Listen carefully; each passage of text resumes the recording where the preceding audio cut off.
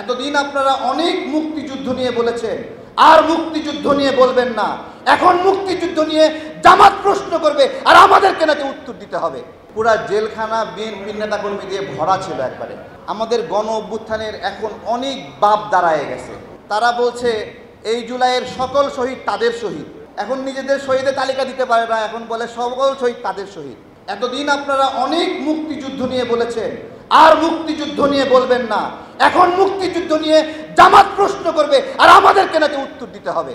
যুগপৎ আন্দোলনের উপরে হামলা হবে, মামলা হবে, পেরেশানি হবে।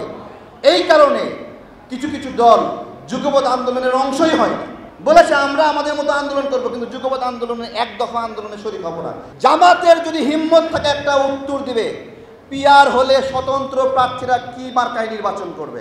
স্বতন্ত্র প্রার্থী হলো জনগণের অধিকার, যে রাজনীতি করে না কিন্তু নিজের থেকে একটা নিজের মতো করে নির্বাচন করবে। জনগণ ভালোবাসলে সংসদে পাঠাবে।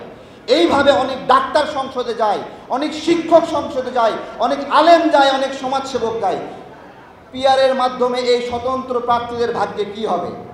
আমার প্রশ্ন হলো, পিআরে এইরকম কোনো পদ্ধতি আছে কি তাদের পিআরে যে শফিকুর রহমান যদি কম ভোট পায় সে এমপি হবে না, অন্য একজন জামাতের নেতা যদি বেশি ভোট পায় শফিকুর রহমানকে বাদ দিয়ে তাকে এমপি করা হবে?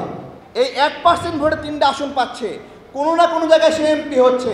তাহলে সেই জায়গায় একটা জেলায় টাঙ্গাইলে ধরেন মাত্র 10,000 ভোটে সে ওই জায়গায় এমপি হবে? ভালো করে বোঝেন, ওরা বলছে 1% ভোটও নষ্ট হবে না। ও যেখানে 10,000 ভোট পেয়ে এমপি হলো, সেইখানে কেউ না কেউ 1,90,000 ভোট পাইছে কিনা?